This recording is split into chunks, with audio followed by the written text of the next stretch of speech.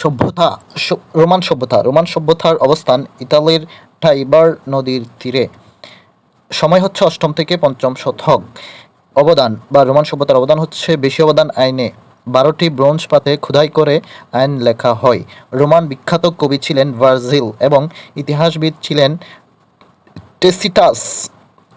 Roman সভ্যতা সম্পর্কে অন্যান্য তথ্যের মধ্যে আছে রোমের সবচেয়ে খ্যাতিমান সম্রাট ছিলেন জুলিয়াস সিজার, যার বিখ্যাত উক্তি হচ্ছে এলাম দেখলাম এবং জয় করলাম, ভেনি ভিডি এবং বিসি।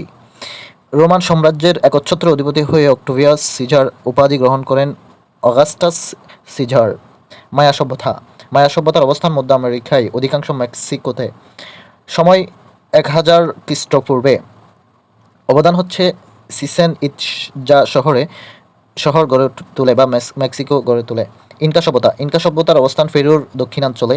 ব্যক্তিকাল বা সময়কাল ছিল 1438 থেকে 1533 সালে বা খ্রিস্টাব্দে। তার ইনকা সভ্যতার সবচেয়ে বড় অবদান মাচু পিছু নগরীর সন্ধান।